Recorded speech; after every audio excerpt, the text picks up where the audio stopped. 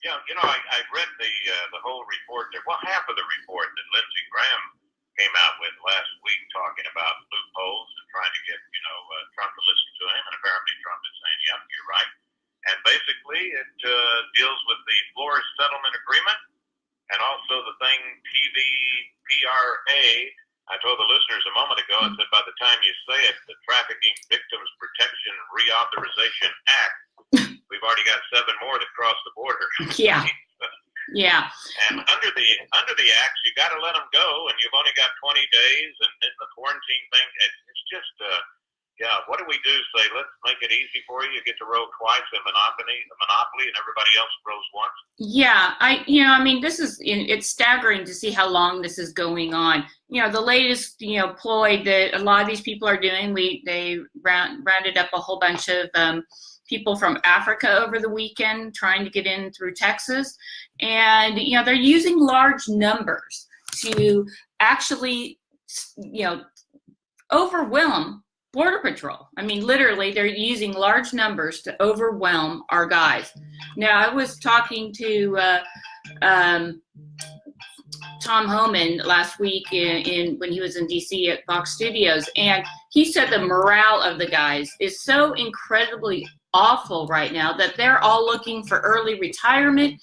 They're looking for ways to transfer and get out of Border Patrol because they're asked to do things like care for babies, care for small children.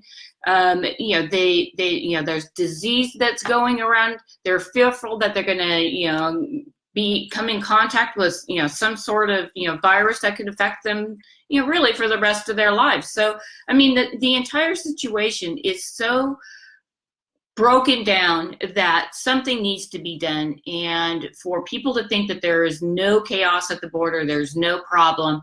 I don't know any other country that can handle 110,000 people coming into this country per month now. And we're on track to have more people coming to this country illegally and try to apply for asylum than we do the 1.5 that we allow to come in the country because they follow the rules, they do the paperwork, and they wait in line. So this will most likely be the first fiscal year where we actually allow these people to cross the border because they're turning themselves in, but we have no facilities to track them, to keep them in, and it's just absolute chaos here in San Diego as well. Kimberly, I believe seriously that if you ask those people, that don't believe there's a crisis and there's none of these big loopholes and the things we talk about and immigration out of control, the first thing on their mind is, I hate Trump, Yeah. Oh, you do? Yeah. Okay. Well, I guess that ends that discussion. You were talking about Homan. An interesting thing is I found something that he said, and this was 22nd of October, 2018. To show you how Homer was, he said that already he'd been talking for over a year that if we didn't fix the loopholes, that all of this stuff was going to happen. Yeah. And he said, we know for a fact, based on intelligence reports, these cartel smuggling organizations will push a large group of family units in one area to tie up the border. And meanwhile, the Democrats want to tell the migrants, keep on coming, come on over here. Yeah. And so you know what that shows me and tells me, and when I read that, is the fact that Trump has the right guy, Homan. He knows what's going on. Well, I mean, I think what needs to happen, and I think what's going to happen now that over the weekend the president said that we would start levying a 5% per week up until 25% tariffs on anything that's made in Mexico, anything that comes from Mexico, crosses the border and goes this way. Now, will he follow through on that? People are like screaming that's going to implode the economy here.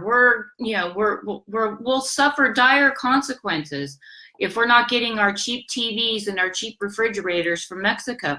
Well, there's two things you can do here. You either say, you know what, I only need one TV per home. I think for the next few months while this is going on, I can wait for that 4th or 5th TV that I was looking at, or car, or whatever it may be. But at what point do we say, you know what, enough? This is enough. And, that's where, that's kind of where we are right now. It's like people here in San Diego that I talk to, I mean, we're close to the border, and that here, it's one of two opinions. Well, they're migrants. It's not a big deal. They're coming here, and we've got, we have the resources to take care of them. And then, to those people, I'm like, oh, okay. So do you go to the hospital or your doctor's? Oh, yeah, sure.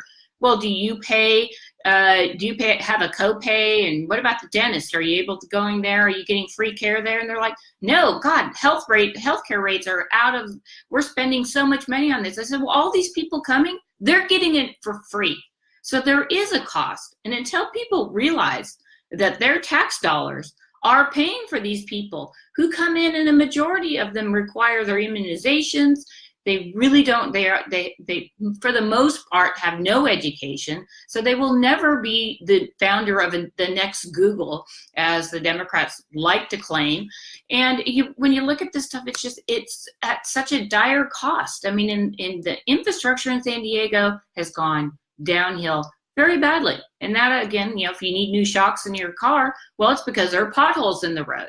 So, I mean, there are consequences, but until people wake up and see this, they're not going to really, there's nothing going to be done about it. So the president's in a tough spot, and he's saying, you know what, I'm going to do something, because if he doesn't do something, he will not win re-election. He knows that. The Democrats know that. That's why they won't come to the negotiating table on this whatsoever. Yeah, and President Trump used those pretty strong words, when he said they're an abuser of the United States. And also he says that on this 5% tariff, if I can find it here real quick, it's, yes, it would force companies based in Mexico to be brought back into the United States. Now, I don't know if 5% is going to do it, or maybe it will. At least it'll get them to think about it, I believe. Yeah,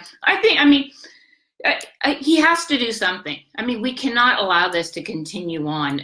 There are many ways he could go about it, and probably upset people. He could also go the remittance route, and he can start taxing those remittances going south to cover the cost on this. But I mean, you got to think that, the transnational criminals, whether they're from, Central America or Africa or the Middle East that are coming across, they know exactly when shift changes are. They know that there's large groups of people are crossing, so they can go over here and get the drugs across, or we can smuggle in terrorists, because there are people that are coming to this country who are related to terrorism, and they pay the cartels a hefty sum of money to get them across the border. So why are we sacrificing per se our security by not allowing the country and the president to do his job, and that's protect this country? The environmentalists out there, they could care less, I guess, about all the trash and all of that stuff out there. Why don't we have a border? Why can't we do that? And if it's a big deal and they don't want it, then let's go up to Hollywood, and let's go to San Francisco, and let's go all over the country saying, that wall's really ugly around your house. I want that wall down, because we're safe. Don't worry about it, but we want that wall down. So tear your wall around your home down. How well is that going to play? Yeah. Let's start with Nancy Pelosi. Yeah, tear that wall down. Yeah, we got to play we'd have to, dub in the right name, but we use Reagan. I told the listeners earlier that I had to tell you about this. A report Daniel Horowitz put out as of today, all right, and it says, I'll give you part of it. As of last year, the Taliban controlled or contested 46% of the districts in the Afghanistan civil war. So that was enough justification to keep our military engaged there in combat. Yeah. Now then, he is stating that right now, 80% of Mexico's territory is controlled by dangerous cartels. Okay. They've got it all under control. Yeah. But there's no crisis, right? Yeah. Well, I mean, I think, that's another valid point. I mean, why, we are actually helping Afghanistan, protect borders that they have. But for some reason, this country can't protect borders. And it's very sad to see this happen to this country, because we used to be a rule of law country, but now it's just kind of like, well, that could be a potential vote. I mean, the politics surrounding this issue are so toxic that you can't even talk about it with anybody because, people are either on this side or that side. And it's going to come down to money. I mean, we're $22, $23 trillion in debt. How are we paying for all of this? I mean, how are we paying for it? Well, when you were talking about Holman, right, and that report I had from way back then in 2018, yeah. He even said that based on intelligence reports, the cartel smuggling operations, right, going to continue to push these families across. So then flash ahead to December 21st, 2018. The Department of Homeland Security released at least 190,500 border crossers and illegal aliens into the interior of the United States because they're forced to do so. Yeah. Well, Go ahead. I was just going to say, add to that back east, I believe it was New Jersey, MS-13 members that have been previously deported, the usual standard thing, they get deported and they come back. They took a machete to a teenager and chopped her up into tiny pieces. And they were arrested again. And when you look at things like that, the argument is, well, that doesn't happen every day. Well, should it happen any day then? I mean, is there a good day that your kid wants you're going to put your kid out there to be sacrificed in this way? And so, and the false argument, that they use that they're more law-abiding than U.S. native-born Americans is simply not true, because they're the ones that, they don't have the numbers. We aren't equal. It's not like 50% of the country is native-born Americans and 50% are from around the world. That's not the number. So when they look at those numbers in prison, they're using false numbers, not apples to apples in any event. And these people are committing a lot of crime. Everybody forgets about the easiest one is the stolen identity. How long does it take you to get your reputation back when they steal your identity? Use your Social Security card. They're committing a lot of crimes out there, and it's costing taxpayers a ton. Talking about committing crimes, okay, those two clowns, those two animals, all right, yeah. They chopped up that young girl, 14-year-old girl, because they were afraid she might tell somebody about a robbery they had committed. Yeah. And when you use the word sacrifice, all the young people who have been sacrificed in the United States, somebody put on Facebook last week, they said, hey, Nancy Pelosi, are you ready to sacrifice one of your grandkids like we sacrifice people all the time from MS-13 and gang members and DUIs and, But, of course, she's not going to answer because she's too busy going on comedy shows on regular. Yeah, late night. I mean, and they're not serious. They're not serious people.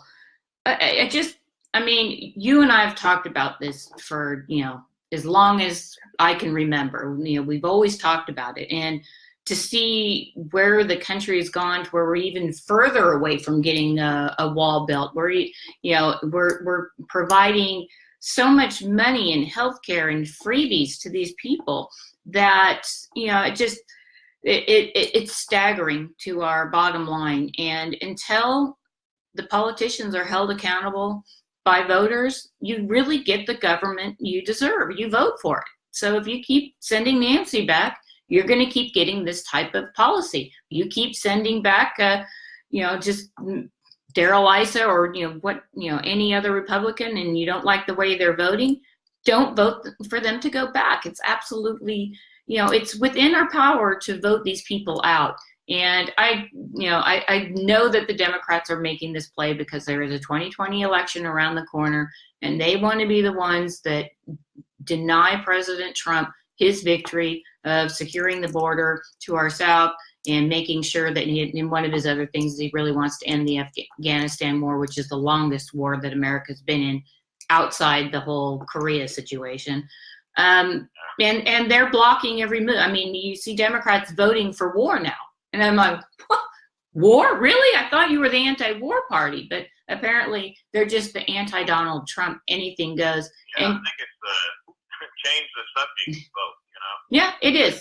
And if they think they can win on that, then then it's, I guess, worth a try for them. But I really think Americans are slowly starting to to see what's going on. And again, when the pollsters call them, they're not telling the pollsters the right, we're voting for this person or that person. And the Democrats risk losing substantially if they continue on. We just hate Donald Trump and he's a evil, bad person. Yeah. And especially like in California and a few other states, they get together. Let's try to pass some more laws to give them more freebies.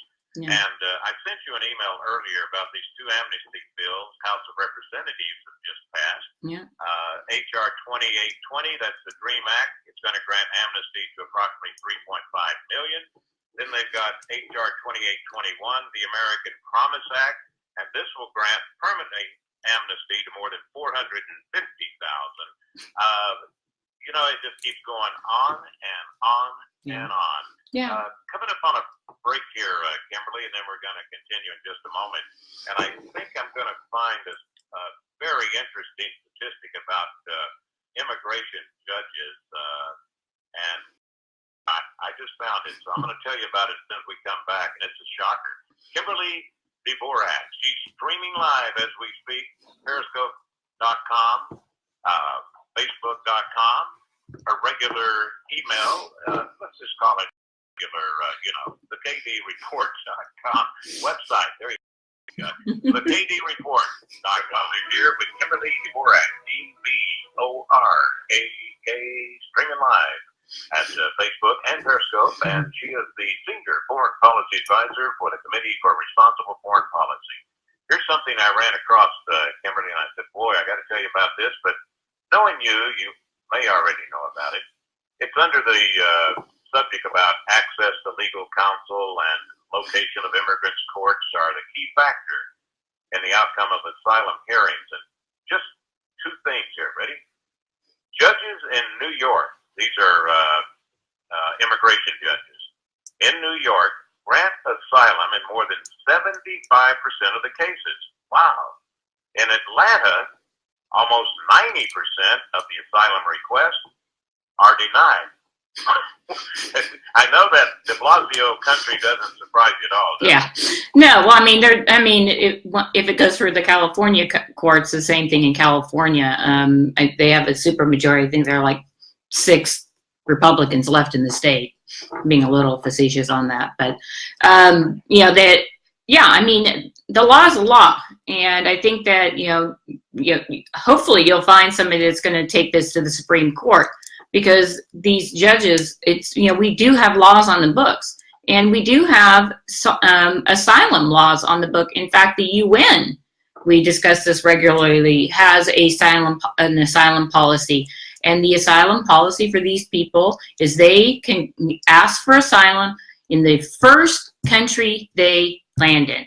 So for all of these Central Americans that are crossing up here, they should have applied in Mexico or Guatemala or Honduras, wherever it was that the first country outside their home country is. And so when you see this happen, they're crossing the border. 1,000 last week at a time crossing. It definitely overwhelms the system, but they're also flaunting the law. They're saying that it's okay for us to, not wait in line. It's okay for us to come here in front of everybody else. It's okay. We deserve free health care. We deserve the free dental care. We deserve free housing. So I think that what you hear is that, and tell the voters and tell people, just stand up and say enough. These people know they can come here. They know what to say now. They're being taught what to say.